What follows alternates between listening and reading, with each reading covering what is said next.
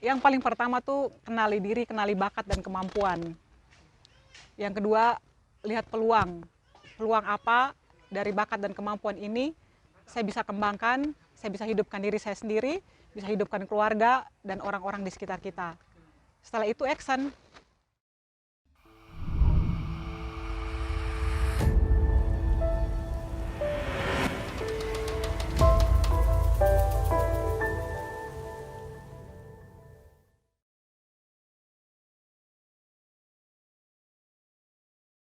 Halo, salam sejahtera untuk kita semua. Saya Sevi Belang, hadir di podcast Kipas Kisah Inspirasi miliknya Komsos Keuskupan Larantuka.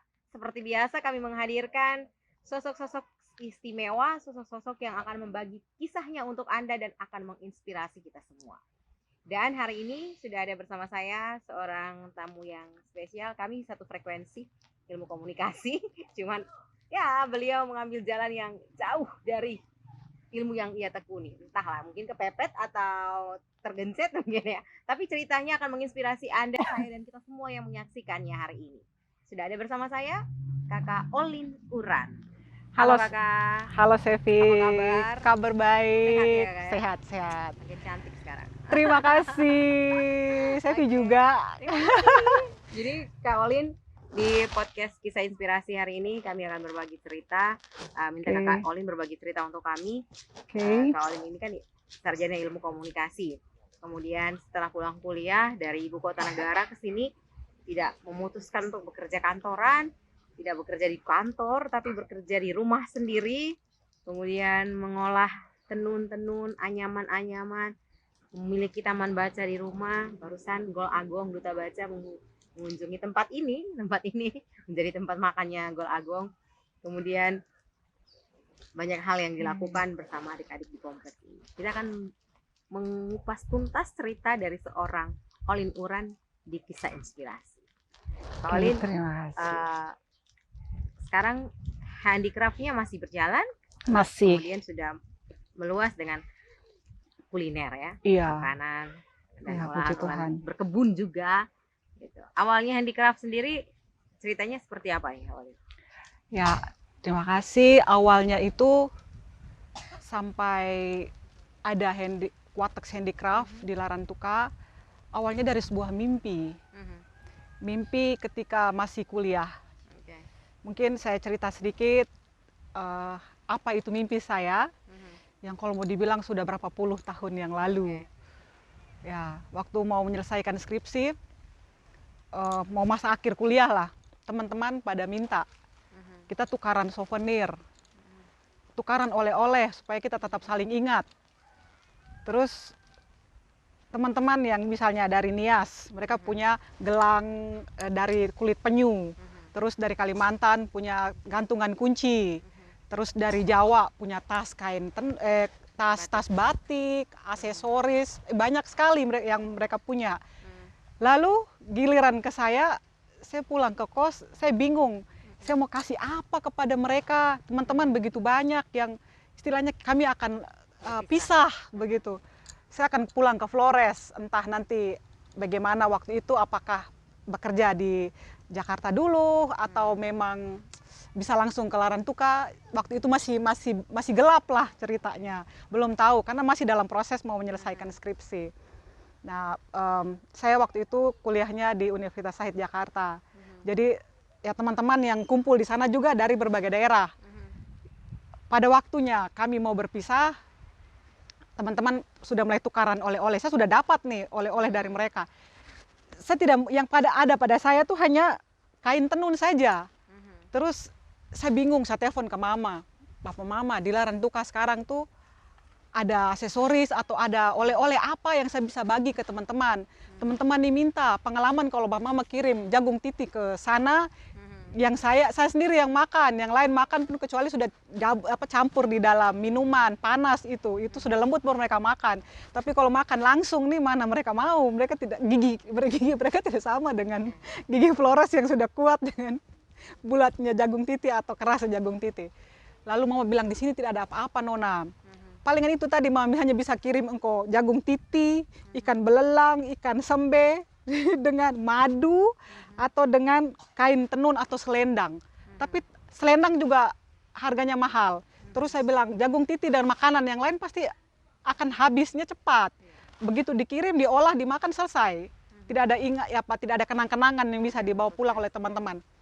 Nah, disitulah muncullah mimpi saya, lalu keinginan saya begitu besar untuk punya kekhasan dari Flores Timur, punya aksesoris atau apa saja yang bisa orang Flores sendiri ketika berangkat dari Larantuka, tinggalkan kota Larantuka, bisa bawa oleh-oleh itu. Atau mereka yang datang ke Larantuka dan akan kembali ke tempat asal mereka bisa membawa oleh-oleh itu. Dan mimpi itu saya sangat menjaga mimpi itu. Saya sangat menjaga mimpi itu sampai saya itu mulai beli. Karena kebetulan saya juga suka pakai aksesoris sampai hari ini. Terus kanting, kalung, gelang saya suka pakai. Jadi saya bilang ya coba saya mulai belajar ini. Itu setelah pulang kuliah?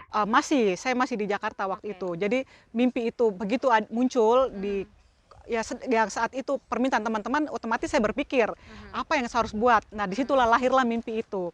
Lalu saya ke Gramedia mulai, dan buku-bukunya masih ada buku-buku, ada saya kumpul, mulai lihat aksesoris, mulai pelajari, beli, lalu lihat atau ke pasar begitu, kira-kira buatnya bagaimana. Terus itu sudah saya mulai simpan keinginan-keinginan seperti itu. Kemudian saya kumpulkan buku-buku, saya mulai melihat aksesoris tuh ada dari pita rambut, ada kalung, gelang, segala macamnya. Terus ada satu lagi, pada semester berapa ya saya lupa, itu ada mata kuliah pilihan. Ada mata kuliah pilihan, saya ingat sekali, mata kuliah pilihan itu bisa diambil ketika IP kita mencakup sekian. Ya, itu kita bisa ambil beberapa mata kuliah. Nah, saya melihat mata kuliah itu, saya teringat juga di tempat saya, rumah saya di Larantuka di pinggir pantai. Pikiran saya itu sudah kemana-mana tuh. Jadi benar ya orang bilang kita kuliah menambah wawasan, kita bergaul, dan di kuliah tidak hanya dari kos ke kampus, tetapi ada kegiatan organisasi lain, kita nimbrung dengan teman-teman, itu juga membuka wawasan kita. Lalu di situ saya berpikir, ya sudah mata kuliah pilihan saya ambil kewirausahaan. Sangat bertolak belakang dengan ilmu komunikasi ada Chef. Jadi tadi jadi saya sudah berpikir dari masa itu bahwa wah terima kasih ada mata kuliah kewirausahaan, akhirnya saya mengambil mata kuliah itu. Kemudian saya mengambil juga mata kuliah perhotelan. Karena saya melihat ini tempat saya di pinggir pantai. Lalu ternyata di situ ada, kan saya teman ada fakultas ekonomi juga, dan mereka sering cerita apa yang mereka pelajari. Jadi saya tuh berminat, akhirnya ambil itu. Ya sudah, saya akhirnya belajar itu, akhirnya banyak pikiran yang terbuka. Tapi tetap saja saya punya mimpi yang saya simpan sangat rapi. Kapan waktunya? Ya belum tahu waktu itu. Nah, setelah itu selesai kuliah, saya bekerja sedikit waktu di Jakarta, kemudian saya kembali ke Larantuka, bekerja di sini. Lalu pada tahun 2012 ada Chef, kalau tidak salah, film Pesan dari Samudra dengan kru filmnya semuanya dari Jakarta. Ya saya kira ada Chef waktu itu juga sempat terlibat di sana. Lalu sebelum itu untungnya saya sudah mulai ikut berjualan aksesoris, ambil aksesoris dari Maumere, dari punya tante saya, belum memproduksi sendiri. Jadi ini saya sudah bercerita ke proses selanjutnya. Jadi dari 2004 saya lulus, terus melanglang buana ke sana kemari. 2012 baru ada kesempatan. Jadi pas kalau tidak salah Pesan dari Samudra itu sekitar bulan September kalau tidak salah. Saya jualan itu sekitar bulan Juli, pas liburan mau masuk sekolah kalau tidak salah waktu itu. Saya sudah ambil barang-barang dari sana, saya jualan di Larantuka. Nah, teman-teman yang kebetulan waktu itu juga terlibat dalam film ini, tahu bahwa saya juga punya jualan aksesoris, tapi masih dengan kainnya kain tenun Sika, kain tenun Maomere. Tapi kan bahwa itu sudah hal-hal kecil, sudah pernak-pernik yang saya sudah mulai angkat, saya sudah mulai suka. Lalu begitu kru filmnya membutuhkan kain tenun untuk dibawa pulang, mereka tidak punya waktu sama sekali untuk pergi berbelanja, dan mereka tidak tahu mau kemana belanjanya. Berburu kain tenunnya kemana, terus mereka juga bertanya aksesorisnya tuh mau dapat di mana. Saya bilang setahu saya belum ada di sini Larantuka. Entah waktu itu sudah ada tapi saya tidak tahu tempatnya. Hanya saya mengatakan tidak ada. Jadi saya memakai peluang itu, mengambil tas-tas kain tenun dari Maomere. Memang hebat lah orang Maomere ya, sudah lebih dulu dari kita.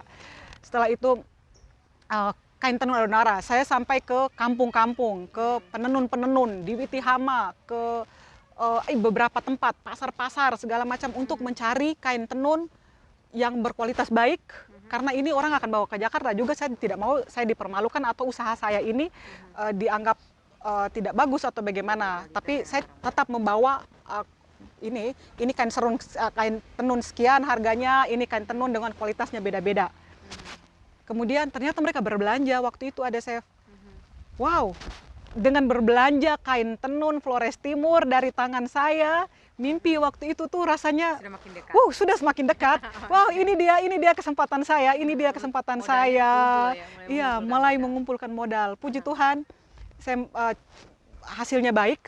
Maka ditambah lagi dengan modal dari mama bilang ya udah sekarang yang ini kau beli kain tenun, kau cari tahu cara buatnya bagaimana. Maka mulailah saya cek-cek, cari-cari apa cara membuatnya di internet. Terus yang paling seru adalah saya ke pasar, membeli aksesorisnya, saya bongkar. Saya bongkar, mereka ini pakai lem apa begitu, buatnya bagaimana. Belajar otodidak. Waktu itu, aduh, lem yang saya pakai waktu itu lem apa ya awal-awalnya tuh, itu juga masih raba-raba begitu, kan tidak ada orang yang mengajarkan kepada saya. Hanya karena mimpi itu saya ingin wujudkan, saya berani saja dobrak ke sana. Tapi lambat laun ternyata saya mendapat kesempatan. Puji Tuhan dari Dinas Pariwisata mengirim ke Maomere waktu itu untuk pelajari pelatihan di sana. Akhirnya saya tahu cara buat, ternyata membuat aksesoris itu seperti ini. Lalu saya bersemangat lah untuk terus membuat aksesoris sampai hari ini. Begitu. Jadi sekarang sudah terkenal dengan Quatex Handicraft. Iya. Bisa kasih nama Quatex ini bagaimana ceritanya Quatex? Ya, ceritanya Quatex itu saya tidak Olin Handicraft gitu kan? Ya, benar sekali.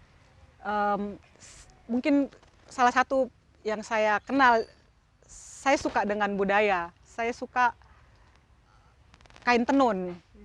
Lalu yang dalam pikiran saya bahwa kain tenun yang besar tadi, yang pernah punya pengalaman waktu itu, saya bermimpi bagaimana kain tenun ini saya bisa buat kecil-kecil seperti yang punya orang Jawa. Ada aksesoris, ada manik-manik segala macam yang dari kain tenun. Kemudian saya ingin saya punya nama itu tidak pakai saya punya nama, tetapi sesuatu yang berbau khas Lama Holot, yang bisa juga mengangkat budaya Lama Holot. Orang tahu, bisa kenal aksesoris ini khasnya ada di Larantuka. Jadi pada tahun nama ini, sebelumnya saya berangkat dengan Olin saja, hanya tahu bahwa Olin jualan ini. Waktu itu saya belum bekerja, saya masih sedang mencari pekerjaan, tapi saya coba dengan wira swasta menjual dari rumah ke rumah, door to door. Kemudian aksesoris saya itu juga saya beli kain tenun lalu saya kirim ke Jawa, minta mereka membuatnya di Jawa, kirim kembali. Itu sudah ada tas, sudah ada topi, aksesoris yang lain-lain tidak, tapi tas dan topi. Jadi waktu itu produksi di sana, karena memang saya belum tahu cara menjahit tas, saya juga belum tahu cara menjahit topi. Jadi saya mengikut jejak orang lain untuk mengirim barang-barang itu ke Jawa. Ternyata kembali ke sini tidak seberapa banyak yang saya dapat. Saya hitung potong kain yang diperoleh hanya tinggal sedikit. Lalu kain yang begitu banyak kemana? Itu yang kemudian saya berhenti pemesanan ke sana. Saya harus cari tahu cara buatnya bagaimana. Kemudian akhirnya sudah saya bisa membuat semuanya itu. Lalu pada tahun berapa ya, 2015 kalau tidak salah, itu nama Quatex muncul. Ya, bahasa daerah dari kain tenun Flores Timur tuh Quatex. Saya pertama pakai K. Jadi ya Kuatak Handicraft. Dalam perjalanan bertemu dengan teman-teman pelaku usaha juga, kami saling sharing. Ternyata dia mengusulkan bagaimana kalau nama K ini diganti dengan Ki, karena punya Olin juga ada tambahan tekstil. Jadi di belakangnya pakai X, aknya tekstil. Jadi sudah maka perpaduan huruf itu menjadi tulisannya Quatex, dan handicraft ya itu kerajinan tangan yang saya buat sendiri di sini. Jadi awal dari nama Quatex Handicraft ceritanya seperti itu, Chef. Tapi saya dengar-dengar Olin Uran ini juga akhirnya urat malunya putus gitu. Menjual tenun-tenun ini di pelabuhan ketika kapal cruise masuk gitu ya. Bule-bule masuk gelar di pelabuhan ya. Bisa kok, memang ini peluang yang harus ditangkap oleh seorang Olin Uran untuk menjual tenun-tenun ini atau bagaimana? Iya benar, Chef. Ya seperti sekarang saya katakan bahwa rumah saya tepi pantai, jadi kalau kebanyakan kapal turis lewat tuh juga lewat di sini. Jadi begitu lewat saya tahu kapal lewat, saya lari ke pelabuhan. Jadi saya bawa dengan kain tenun, dengan aksesoris yang saya buat tadi. Saya hanya gelar tikar kecil satu lalu jual. Bahasa Inggris yang sepotong-sepotong juga yang penting. Guide-nya datang dan bisa menjelaskan. Tapi hebatnya turis itu mereka sudah bisa raba ini asli atau tidak kain tenunnya. Ya, tapi jual laku. Laku, ya. Jadi guide-nya yang nanti ya bisa berkomunikasi sedikit, tapi ya maksudnya seperti itu. Tapi maaf, sebenarnya ketika kita jualan gelar saja di tempat itu juga sebenarnya tidak terlalu banyak, tidak banyak orang tidak menarik perhatian para turis sebenarnya, Adik. Iya harus tempat yang khusus. Jadi benar-benar kita tuh harus kenal guide-nya dan bawa orang ke sini. Tapi bawa mereka nengok ke kita sih tidak. Tapi bahwa saya ingin supaya barang saya dikenal, bahwa di Kota Larantuka sudah ada oleh-oleh aksesoris yang bisa dibawa pulang. Itu saya ingin momen itu yang orang banyak tahu. Orang banyak kenal bahwa Larantuka sudah punya. Seperti itu. Jadi ya entah saya mau bawa ke pelabuhan kah, atau nanti ada pameran di mana saya pergi kah, atau dari rumah ke rumah kah, atau dari kantor ke kantor kah. Waktu itu memang saya sudah banyak berani. Pameran-pameran ya. Sudah banyak sekali saya. Ya. Selain handicraft, ya Olin Uran ini juga suka sekali dengan anyaman-anyaman. Ya betul. Ya. Ini tertarik lagi kembali ke anyaman-anyaman ini bagaimana ceritanya? Ya saya juga mau bilang bagaimana ya, ketertarikan itu memang sudah dari dalam saya suka. Lalu ketika saya suka dengan kain tenun, lalu perpaduan lain yang khas dari Flores Timur itu adalah anyaman. Jadi waktu itu mau dibilang sejarah anyaman dalam Quatex Handicraft pun hampir berapa tahun berselang dengan kain tenun.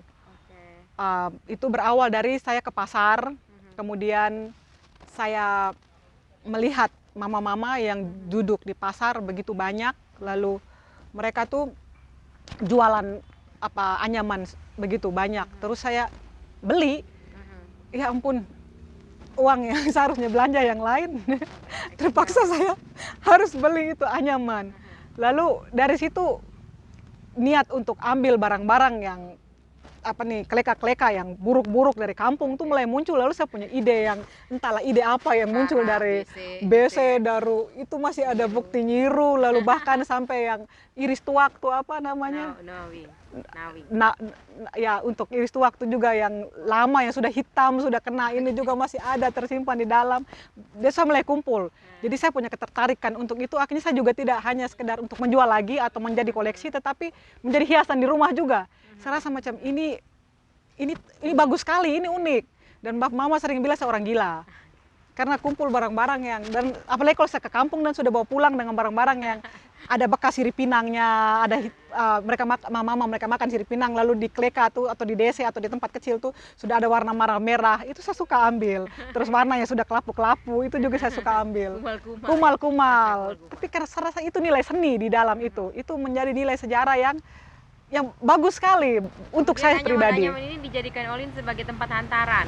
Betul sekali. Itu pertama saya kalau tidak salah pertama kali, dan banyak orang yang mengolok hantaran kami, dan saya yang mendengar karena saya yang membuat itu saya malu sekali. Tapi saya bilang ini kekasan dari kampung yang sekarang baru mau diangkat, sama seperti orang olok saya ketika sangat mengidolakan atau mendewakan kain tenun. Mereka bilang kain tenun tuh orang kampung punya. Kau tinggal di kota, kau jangan terlalu pikir kain tenun. Waktu itu 2012-an, 2011 tuh saya diolok sekali.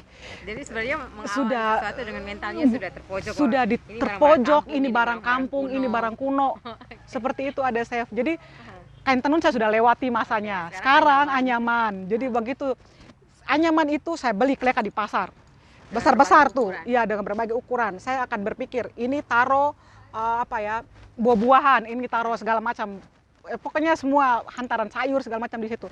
Saya ikat dengan beli kain yang kain furing tuh warna kuning. Saya gunting, lalu saya bikin pita di atasnya. Jadi manis sekali. Semua itu saya hias baru isi dengan sayur-sayuran, barang-barang hantaran semua di situ. Wih, saya diolok habis-habisan. Karena memang waktu itu, minta maaf ya buat yang mungkin kan kita semua belum tahu toh. Jadi hal itu wajar saja. Hanya itu menjadi daya dorong untuk kita. Ternyata sekarang barang-barang itu sudah mulai banyak yang mendunia, puji Tuhan. Wow, senang sekali. Ya, jadi waktu itu saya buat seperti itu. Dan kemudian satu lagi yang menjadi hantaran saya waktu nikah. Saya bilang ke keluarga saya, keluarganya Kak Ipi, jangan pinjam hantaran. Saya punya banyak kleka. Pakailah kleka saya untuk hantar barangan untuk saya. Maka saya kasih kleka semua ke saya, sampai saya punya baju pengantin juga taruhnya di kleka. Saya punya barang-barang kosmetik semua taruh di kleka, semua pakai taruhnya di kleka. Dan satu yang istimewa yang tidak bisa lupa, cincin nikah saya juga taruh di kleka. Jadi semuanya anyaman, hasil karya mama di kampung, bahannya alamiah, ramah lingkungan, gitu ya. Okay. Sekarang Kak Olin ini juga literasinya juga oke nih ya, bergerak dengan anak-anak kompleks di sini untuk membaca, bermain bersama dan lain-lain. Energinya tidak habis kah? Urus anyam iya, urus tenun iya, kan urus anak-anak. Kemarin dapat kunjungan dari Duta Baca Nasional Gol Algom ke sini, makan siang di sini. Iya. Ini bagaimana nih soal taman bacanya? Taman bacanya saya menamakan Solita. Iya. Bahasa Indonesia kan solid, jadi bersolidaritas. Kebetulan itu juga adalah nama anak saya. Solid. Neneknya namanya Solid, tetapi kami menambah kata huruf A di belakang jadi Solita. Jadi saya menamakan taman baca saya Solita dengan harapan anak-anak mereka menjadi orang muda yang bisa ini bertumbuh bersama anak teman-teman orang muda, teman-teman di sekitar kompleks ini yang juga punya menjadi orang-orang yang melek dengan pendidikan, melek dengan literasi, dengan solidaritas terhadap sesama, semuanya termuat di sana. Jadi mungkin juga latar belakang saya suka dengan anak-anak karena pekerjaan saya setelah tamat kuliah memang sudah lain waktu itu, bukan terjun di dunia komunikasi, tetapi terjun ke dunia orang muda. Saya menjadi full time worker untuk anak-anak remaja dari komunitas Pasukris atau Couples for Christ. Waktu itu tugas saya tinggal di Jakarta, tapi tugasnya ke Medan, terus di Jakarta sendiri. Kemudian saya pindah ke Larantuka karena saya berasal dari sini. Komunitas Pasukris waktu itu masih berkembang di sini. Jadi saya menangani beberapa sekolah SMP, SMA di Larantuka. Saya dengan kaum remaja masuk ke sekolah mereka, buat kegiatan di rumah kalau tidak pada jam sekolah. Kemudian itu tertanam dalam hati saya. Saya bawa terus sampai sekarang. Jadi mungkin minat akan orang muda, minat akan anak-anak tercipta waktu itu. Berangkat dari sebuah pekerjaan. Ternyata itu saya mendapat mereka tuh seperti tidak punya daun pintu. Kita orang besar nih, mungkin pintunya dari besi kah, dari kayu kah, tapi anak kecil tuh seperti mereka tidak punya daun pintu. Kita marah, mereka sentuh, mereka sudah baik lagi. Mereka begitu baik, begitu menyenangkan. Jadi ketika main dan mereka tuh saya rasa macam happy, tidak beban mungkin terhilang dengan sendirinya dalam sekejap bersama dengan mereka. Lalu inspirasi untuk memberi semangat untuk mereka, membuat mereka mencintai ini, mencintai itu, termasuk barang-barang lokal, tanaman pertanian. Kebetulan di sini juga kami suka menanam sekalian. Itu menjadi diajarkan kepada anak-anak. Itu bibit benihnya bagaimana itu? Bibit benih saya beli, saya siapkan, bahkan saya sudah bungkus per 5.000 kalau mereka mau beli lagi. Tapi ketika di sini ambil tanah di situ, tanah terus saya campur dengan pupuk-pupuk kandang yang lain, terus pokoknya dia punya media tanam disiapkan, saya ajarkan kepada mereka, mereka buka tangan masing-masing, saya kasih. Dan itu pupuk semua mereka sendiri campur, tanam sendiri juga saya mau mereka tangan sendiri yang merasakan mereka tanam di tanah di polybag yang mereka buat. Kemarin kan cerita Solita dapat kunjungan dari Gol Agong ya Duta Baca. Itu bagaimana ceritanya? Kan ada banyak taman baca nih di Larantuka. Kenapa Solita menjadi pilihan gitu, menjadi tempat singgahnya Gol Agong untuk makan siang? Mungkin sampai Mas Gol Agong bisa singgah di sini, Duta Baca Indonesia bisa ke sini, ada teman yang ternyata memperhatikan jejak saya. Saya tidak tahu ya, selama ini saya dengan anak-anak ya begitu. Mungkin karena saya juga aktif di medsos, di FB, setiap kali ada kegiatan kami Solita di sini. Karena setiap hari Kamis saya posting.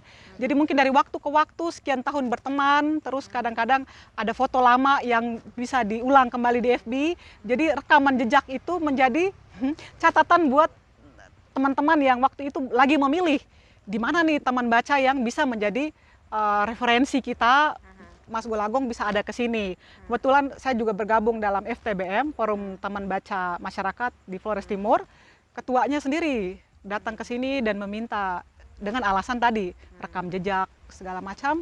Kemudian saya bilang mungkin juga faktor halaman, lalu tempatnya juga memungkinkan, dan mereka juga butuh ruang untuk teman-teman FTBM yang pelaku-pelaku literasi, yang komunitas-komunitas kecil juga punya ruang untuk bertemu langsung dengan Gol Agong.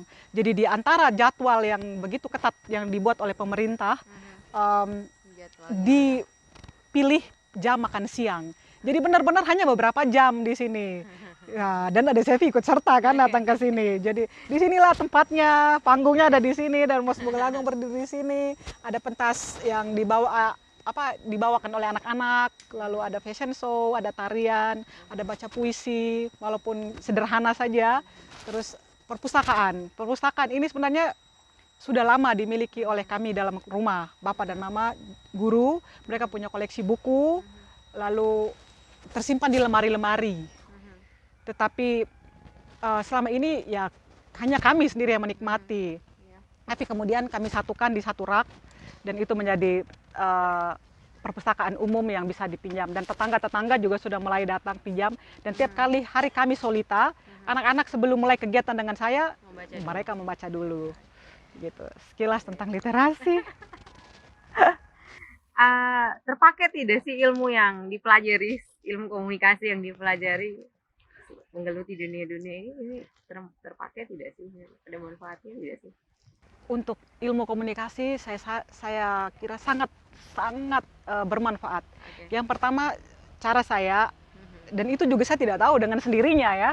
Mungkin karena 4 tahun menggeluti dunia komunikasi, kemudian bagaimana saya berhadapan dengan orang dan beragam orang menjadi penjual. Tapi saya bukan, kalau mau dibilang jiwa penjual murni, mungkin masih saya sedang berjuang ke sana. Tapi bahwa berkomunikasi dengan orang untuk dagangan saya laku, dan juga untuk persahabatan ke depannya itu bisa berjalan, bisa terbangun. Kemudian dari cara foto, cara menulis di tulisan-tulisan kecil, di caption, di setiap postingan saya itu juga sangat bermanfaat.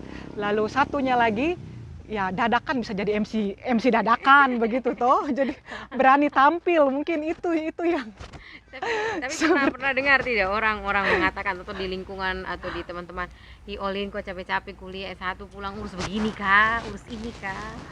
Itu memang itu cerita lama itu. Itu cerita lama yang orang semua bingung kenapa larinya ke sini, larinya ke aksesoris. Tapi saya kira tujuan kita hidup, kita belajar, bekerja, ujung-ujungnya uang toh. Ujung-ujungnya pekerjaan itu bisa menghasilkan uang. Dan saya karena ini menjadi hobi, saya kira hobi yang menghasilkan uang. Jadi ilmu komunikasi tetap ada. Mungkin ada di sisi lain ilmu itu akan keluar, tetapi kembali lagi ke mempertahankan hidup. Nah inilah jalur yang saya lewati. Saya punya pekerjaan dulu, pernah ya bekerja di komunitas Pasukris itu, kemudian di Telkomsel juga pernah 3 bulan, Raja Wali, Telkomsel di bagian kasir. Kemudian di di Sekpas Keuskupan, Keuskupan. Sekretariat Pastoral Keuskupan Larantuka. Tapi karena saya menikah dengan kakak yang kami harus mengenal keluarga di Boru, maka saya ke Boru 2 tahun dan baru kembali lagi dengan tetap membawa Quatex ke Boru, kemudian kembali lagi ke Larantuka dan mengembangkan. Dan sekarang ya saya menamakan tempat saya Gerai Quatex. Saya mau tidak mengembangkan, saya rasa rugi sekali karena di halaman saya ada. Contohnya ada jewawut, mama tanam di sini. Suami saya, kakak Ipi mau, senang menanam pohon papaya. Ya, saya manfaatkan untuk rujak dan es buah. Sayur-sayuran juga ada di halaman. Ya, saya juga jualan. Jadi ya kalau namanya Quatex Handicraft masa jualan es buah, mendingan saya memberi satu kata umum yang bisa mencakup semua, Gerai Quatex. Tapi di sana ada kulinernya, ada handicraftnya, terus mungkin ada yang mau berbelanja di sini sudah haus pengen minum es buah begitu toh, atau mereka mau makan rujak, tetapi bisa lihat aksesoris, mata kecantol ke sana. Kira-kira begitu ada saya.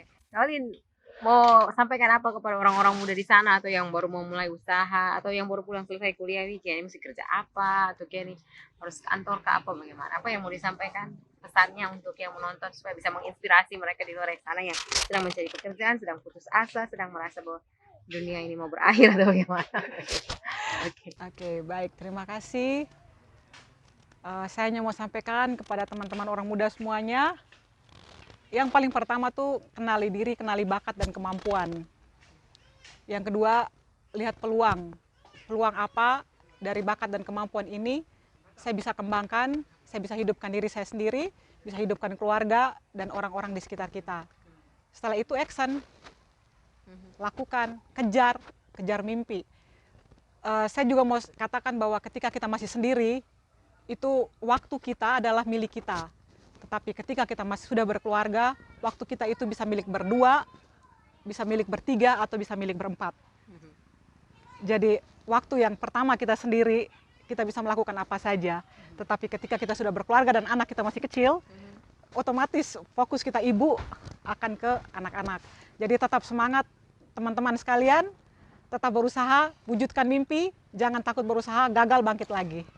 Oke, mungkin itu saja, tetap semangat dan maju terus lewat tanah Flores Timur. Wow, Olin terima kasih. Es buahnya enak sekali. Jadi kalau seandainya Anda ada di sekitaran Kota Larantuka, kalau mau mencari es buah, datang ke Gerai Quatex. Makan siang juga ada di sini, kalau mau makan menu-menu lokal, rumpur rampe, sayur, ikan bakar ada kok disiapkan. Rujak juga ada, es buah juga ada, puding jewawut juga ada. Promosi ya? Itu tidak ini sekalian ada saya mempromosikan Gerai Quatex nih.